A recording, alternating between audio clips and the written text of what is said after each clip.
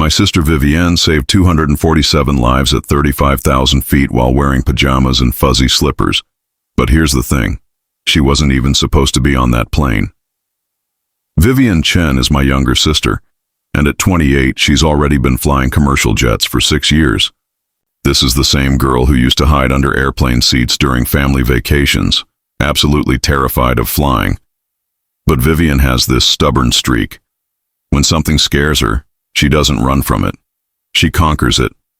So naturally, she became a pilot. She'd just finished a brutal 3-day rotation flying coast to coast, the kind of schedule that leaves you questioning your career choices.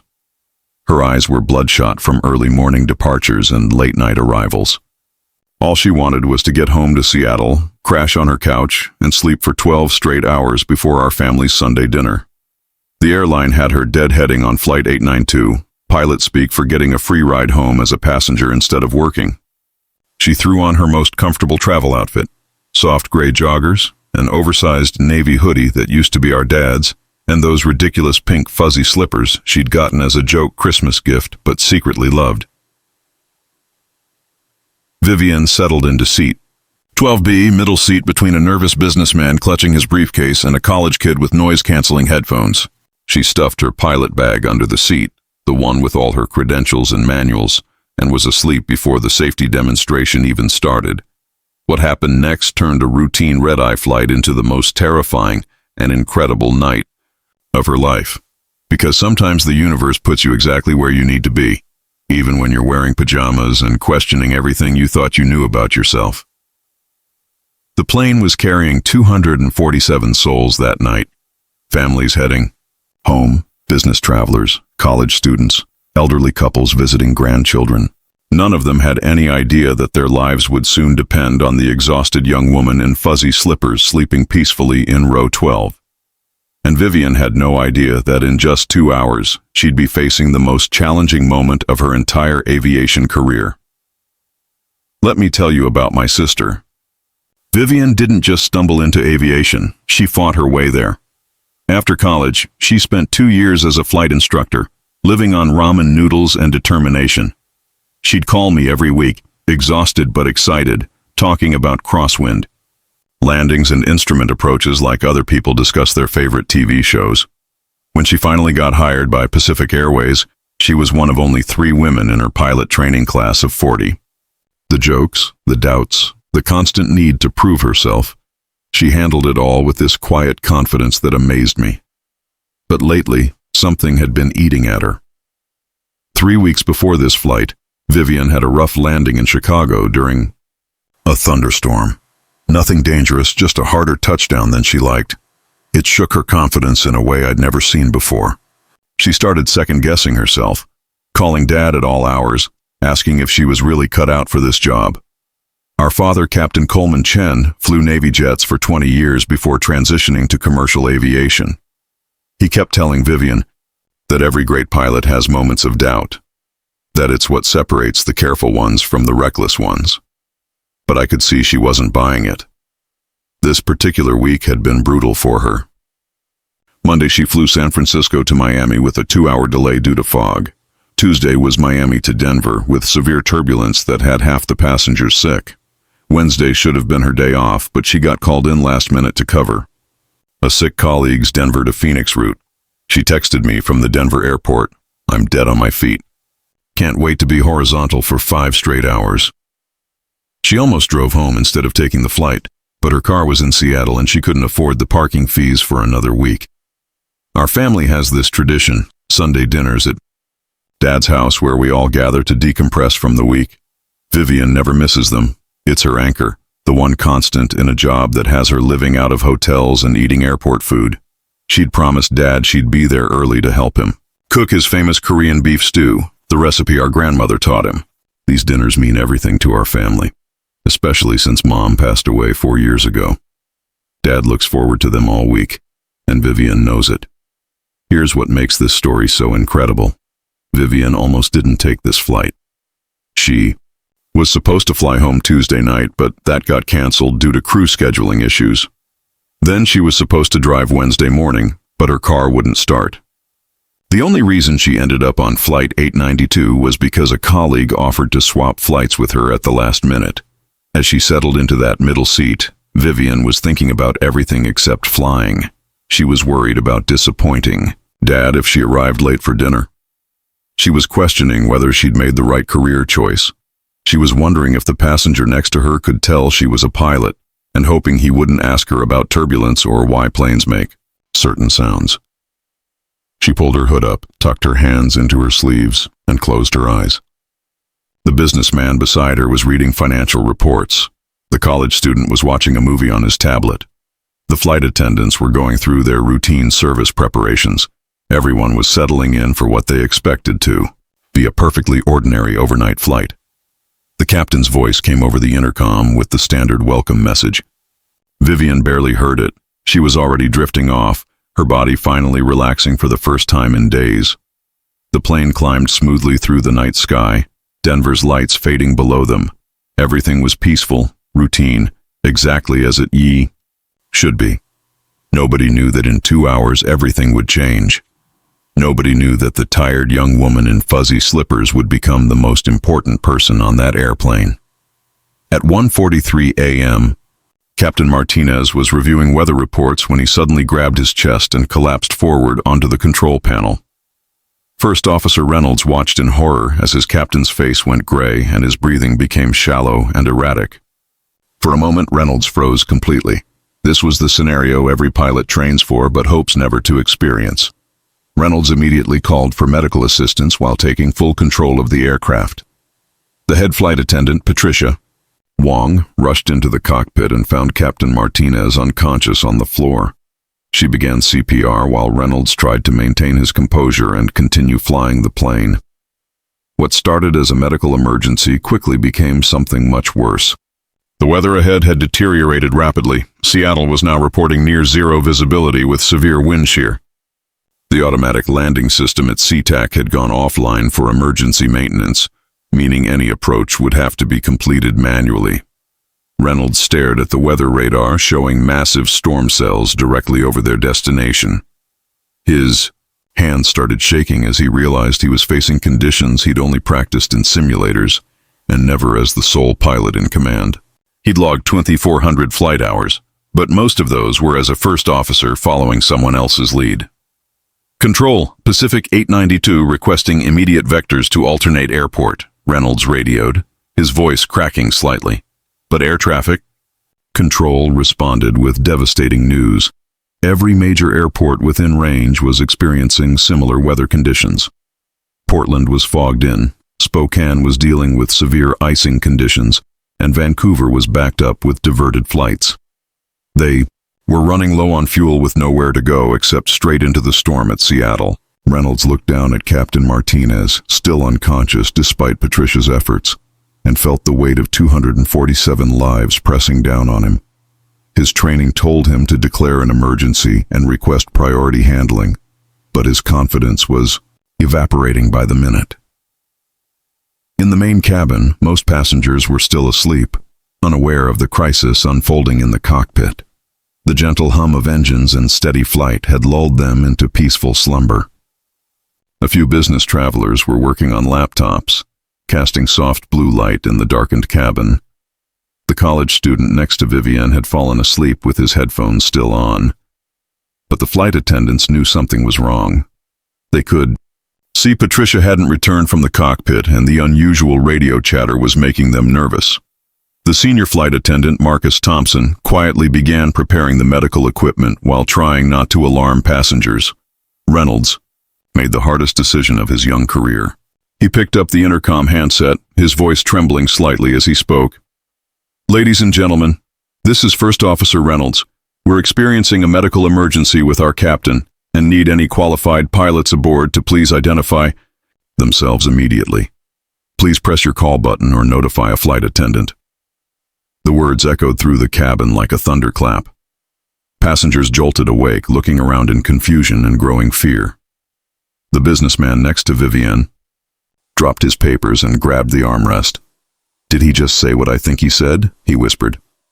Vivian's eyes snapped open instantly. She'd been dreaming about Sunday dinner with Dad, helping him chop vegetables for the stew. The announcement hit her like ice water. She knew that tone. She'd heard it in pilot training when instructors were testing their ability to handle crisis scenarios. Her mind immediately shifted into analysis mode. Medical emergency with the captain meant Reynolds was flying solo. The tremor in his voice told her he was scared, which meant the situation was worse than just a routine medical issue. She could feel the slight changes in the aircraft's movement, the subtle adjustments that suggested someone was hand-flying the plane rather than relying on autopilot. But then the doubts crashed over her. The rough landing in Chicago 3 weeks ago flashed through her mind. The way she'd bounced the plane twice before finally getting it down safely. The way the other pilots had looked at her afterward, not with anger, but with that careful concern that somehow felt worse. She sat there for what felt like hours but was probably only 30 seconds, listening to passengers around her starting to panic. A woman 3 rows ahead was crying. A man was frantically texting his family. The businessman next to her was praying under his breath in what sounded like Spanish. Vivienne looked around the cabin and saw faces filled with fear and confusion. These weren't just passengers. They were people. The businessman had photos of his children on his tray table. The college student looked barely older than her nephew. An elderly woman across the aisle was holding her husband's hand so tightly her knuckles were white. She thought about Reynolds up there, alone and scared, probably fighting the same doubts she'd been battling for weeks. She thought about Captain Martinez, hoping he was still alive. She thought about Dad, and how he'd always told her that being a pilot meant being responsible for every single person who trusted you with their lives. Her hands moved to her seatbelt before her conscious mind had fully decided. The businessman next to her looked at her with desperate eyes. "Are you okay?" he asked, probably wondering why this young woman in pajamas suddenly looked so intense. Vivienne took a deep breath and unbuckled her seatbelt. She wasn't sure if she was ready for this, but she was certain of one thing. Reynolds needed help. And she was the only person on this plane who could provide it. The confidence issues would have to wait. Right now, 247 people needed to get home safely. As she stood up, her fuzzy slippers firmly planted on the aircraft floor, she realized this was the moment that would define not just her career, but who she really was as a pilot and as a person. Vivienne stood up in her fuzzy slippers and started walking toward the front of the plane. Every step felt surreal. Passengers staring at this young woman in pajamas moving against the flow of panicked energy in the cabin. The businessman grabbed her arm gently. "Miss, where are you going?" They said to stay seated. She looked him in the eyes and said simply, "I'm going to help." Something in her voice, calm, certain, made him release her arm immediately. As she walked down the aisle, she could hear fragments of conversations. A mother was explaining to her young son that everything would be okay. An elderly man was telling his wife about his first flight 40 years ago when the pilot had to make an emergency landing. Fear was spreading through the cabin like wildfire. But Vivienne felt her training kicking in. The head flight attendant, Patricia, was coming out of the cockpit looking frazzled when Vivienne approached her. "Excuse me, I'm Captain Vivienne Chen with Pacific Airways. I can help with the emergency." Patricia's face transformed with relief so profound it was almost heartbreaking. "Thank God. Are you sure? We have a first officer up there who's barely keeping it together, and Captain Martinez is still unconscious." Vivienne nodded, pulling her credentials from her bag. Patricia examined them quickly, her hands shaking slightly. "Captain Chen, I've never been so happy to see anyone in my life. The first officer is Reynolds, good kid, but he's scared." Patricia led her to the cockpit door, pausing before opening it. "Captain, I have to warn you, it's pretty intense in there. We've been doing CPR on Martinez for 20 minutes, and Reynolds is handling weather that's gotten much worse." Vivienne took a deep breath, thinking about Dad's words from their last conversation. "Confidence isn't about never being scared, Viv. It's about acting right when you are scared." She nodded to Patricia. "Let's go help them." The cockpit door opened to reveal organized chaos. Reynolds was gripping the controls with white knuckles, sweat beading on his forehead despite the cool cabin temperature. Two flight attendants were rotating CPR duties on Captain Martinez, who was lying on the floor behind the seats. Warning lights were flashing across multiple panels. Reynolds looked up and saw Vivian in her pajamas, and for a moment, confusion crossed his face. Then Patricia said, "This is Captain Chen. She's here to help." The relief that flooded Reynolds' features was immediate and overwhelming. "Captain Chen, thank you for coming forward. I'm First Officer Reynolds. I've got to be honest, I'm in over my head here. The weather at Seattle is terrible, and I've never done an approach like this solo." Vivian quickly scanned the instruments while pulling on the captain's headset. The autopilot was engaged but fighting heavy turbulence. Fuel was lower than she'd like but not critical yet. The weather radar showed angry red and purple cells directly over Seattle, the kind of storm that grounds planes on normal days. "Reynolds, you're doing great," she said, her voice steady and reassuring. "What's our current altitude and distance to Seattle?" 34,000 feet, about 18 minutes out, he replied, his voice already sounding more stable with her presence. Vivian looked at the approach charts and felt her stomach drop. Category 3 approach, minimal visibility, gusty crosswinds. This was the kind of landing that challenged even veteran pilots on their best days. And she was about to attempt it in fuzzy slippers after questioning her abilities for weeks. "Reynolds, I need you to know something," Vivian said, adjusting her seat and checking the controls. 6 months ago, I was exactly where you are right now, scared, uncertain, wondering if I was good enough. The truth is we're both good enough and we're going to prove it together. She began going through emergency checklists, her fingers moving with practiced precision across switches and dials. "I'll handle the approach and landing. I need you to be my co-pilot and my eyes where I can't see. Can you do that for me?" Reynolds nodded, some color returning to his face. "Yes, ma'am. What do you need me to do first?" "First, let's get Seattle approach on the radio and declare our emergency status. Then we're going to run through the approach. Procedures together. I want you calling out every altitude, every speed change, every deviation. This storm is going to test both of us, but we have something it doesn't: teamwork and training." As they began their preparations, Vivian caught a glimpse of herself in the cockpit window reflection. Fuzzy slippers, messy hair, oversized hoodie. She almost smiled. Dad would never believe this story when she told it at Sunday dinner, if she made it to Sunday dinner. She pushed that thought away and focused on the task ahead. They had 15 minutes to prepare for the most challenging approach of both their careers, and failure wasn't an option. Seattle approach, Pacific 892, heavy declaring emergency. Captain incapacitated, requesting vectors for ILS approach, runway 16. "Right," Vivian transmitted, her voice steady and professional. The air traffic controller's response crackled through their headsets. "Pacific 892, understand emergency declared. Be advised, visibility is 00, winds 280 at 25 gusting to 40. Runway 16 right is the only option available." Reynolds looked at her with wide eyes. "Captain, those are some of the worst conditions I've ever seen." Vivian adjusted her headset and checked their fuel one more time. They had enough for exactly one approach attempt. No second chances. "Reynolds, here's what we're going to do," she said, her hands moving across the controls with practiced precision. "I'm going to hand fly this entire approach. I need you to call out every altitude, every speed, every heading change. If you see anything, and I mean anything, that doesn't look right, you speak up immediately. We're a team now." As they descended, through 20,000 feet, the turbulence hit them like a freight train. The aircraft lurched violently to the left, throwing Vivian against her harness. Warning chimes filled the cockpit as the plane fought against massive downdrafts and unpredictable wind shear. Severe turbulence reported ahead, Reynolds called out, his voice now steady and focused. "Altitude 18,000, speed 210, on course." Vivian's hands danced across the controls, making constant micro-adjustments to keep them on the approach path.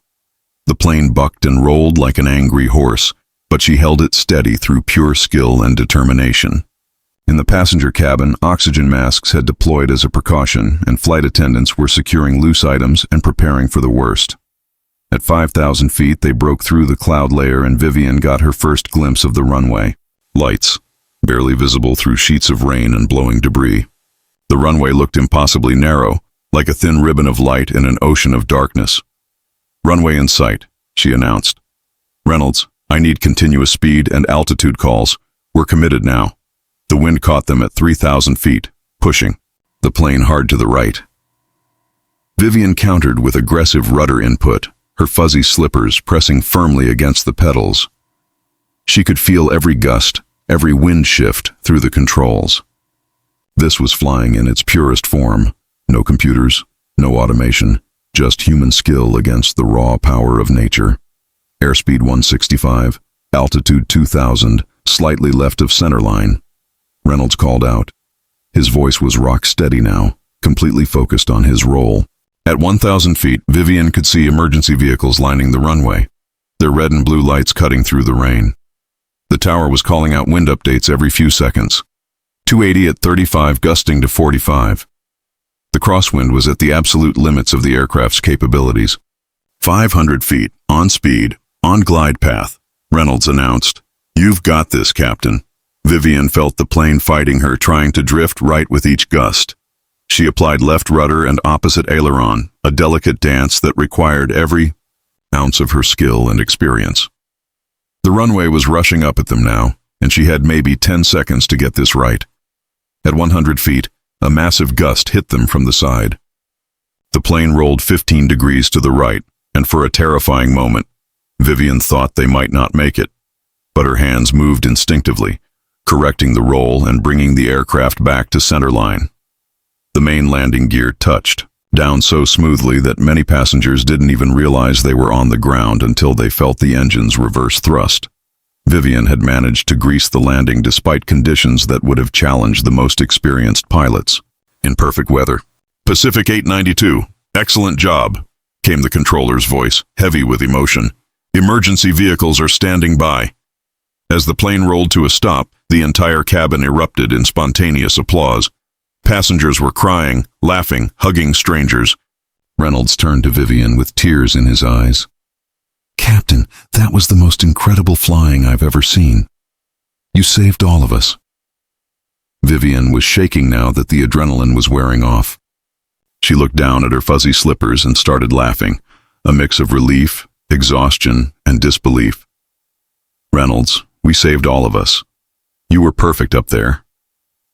As emergency medical personnel rushed aboard to help Captain Martinez, passengers began learning the truth about their hero. The businessman from row 12 stood up and announced to the cabin, "The pilot who just saved our lives was sitting right next to me in pajamas and slippers. I thought she was just another passenger." The college student pulled off his headphones and stared at Vivian in amazement. "You were sleeping right there next to me. How did you just do that?" Captain Martinez was conscious now and being stretchered off the plane. As he passed Vivian, he grabbed her hand weakly. "Thank you," he whispered. "That approach was textbook perfect. Your father would be proud." Vivian knelt beside the stretcher, tears forming in her eyes. "You just focus on getting better." "Captain, Reynolds and I just did what any pilot would do." But she knew, and everyone on that plane knew, that what had just happened was anything but ordinary. She had taken the worst conditions imaginable and turned them into a masterpiece of aviation skill, all while wearing the most unprofessional outfit possible.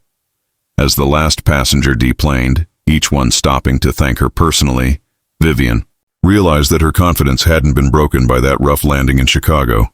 It had been refined, tested, and ultimately proven when it mattered most. 3 hours later, Vivian and I were sitting in the cardiac ICU waiting room at Seattle. "General, Captain Martinez was stable and doctors said he'd make a full recovery." The entire crew had come to check on him. Reynolds, Patricia, even the gate agents who'd heard about the emergency landing. When Martinez woke up, the first thing he asked the nurse was whether everyone made it safely. When she told him yes, he closed his eyes and smiled. Later, when he was strong enough to talk, he looked at Vivian and said, "In 30 years of flying, I've never seen anything like what you did tonight. You didn't just land that plane, you conducted a symphony in a hurricane." Vivian was still wearing those ridiculous slippers. She'd refused to change clothes until she knew Martinez was okay. "Captain, I just did what you would have done, what any of us would have done." By morning, the story had gone viral. "Pajama pilot saves flight" was trending on social media. News crews were camping outside Vivian's apartment building. Pacific Airways was calling her a hero and offering interviews with every major network. But the story that touched people most wasn't the technical details of the landing. It was the image of this young woman in fuzzy slippers who looked like someone's little sister, demonstrating that heroes don't always wear uniforms. They sometimes wear pajamas. The businessman, from seat 12A, Antonio Rodriguez, started a social media campaign called Jackern Fuzzy Slipper Hero. He posted photos of his family with a message. "This woman saved my life while wearing bedroom slippers. I get to hug my kids tonight because Captain Chen chose courage over comfort." Reynolds called Vivian 2 days later, his voice completely different from that terrified young man in the cockpit. "Captain Chen, I wanted you to know, I've never felt more confident about flying than I do right now. What we did together showed me what real teamwork looks like. I'm not afraid anymore." He'd requested Vivian as his captain for future flights, and the airline approved it immediately. They became one of Pacific Airways' most requested flight crews, known for their exceptional communication and mutual respect. That Sunday, the whole family gathered at Dad's house as usual, but nothing was usual about it. Dad couldn't stop looking at Vivian with this expression of pure wonder and pride.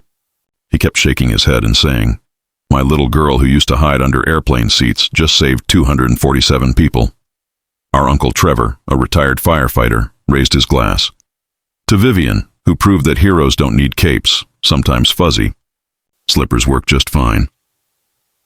But the moment that meant the most to Vivian was when Dad pulled her aside while they were cooking together. "You know what I'm proudest of?" he said, stirring the Korean beef stew. "Not the landing, though. That was magnificent. I'm proud that when you had every reason to doubt yourself, you still chose to help. That's not just good piloting. That's good character." 6 months later, Vivian became Pacific Airways' youngest captain trainer, specializing in emergency procedures and crew resource management. She tells every new pilot the same thing. Your worst day of flying might be someone else's only chance of surviving. The question isn't whether you're good enough, it's whether you're brave enough to try. She still keeps those pink fuzzy slippers in her flight bag, not as a lucky charm, but as a reminder that heroism isn't about being perfectly prepared. It's about stepping up when people need you most. The experience changed our entire family's perspective on courage and self-doubt. Vivian had spent weeks questioning whether she belonged in that cockpit, but when it mattered most, her training and instincts took over completely. It taught all of us that confidence isn't about never being scared. It's about acting right when you are scared. Today, when Vivian tells this story to young pilots, she always ends with the same message. "I thought I wasn't ready for that moment, but the truth is, no one ever feels ready for their defining moment. The moment chooses you, not the other way around." People ask me what it's like having a sister who's famous for saving lives in pajamas. The truth is, Vivian was always a hero. She just needed the right moment to prove it to herself. That night, 247 strangers went to sleep trusting that they'd wake up safely at home. Thanks to a tired young woman in fuzzy slippers who refused to let fear win, they did. And every time I get on a plane now, I look around the cabin and think about all the ordinary people who might be capable of extraordinary things. You never know who's sitting in row 12, ready to change the world when the moment calls for it. If this story inspired you as much as it inspired me, please hit that like button and subscribe for more incredible true stories of ordinary people doing extraordinary things. Have you ever been in a situation where someone unexpected saved the day? Share your story in the comments below. I read every single one, and your experience might just be featured in a future video.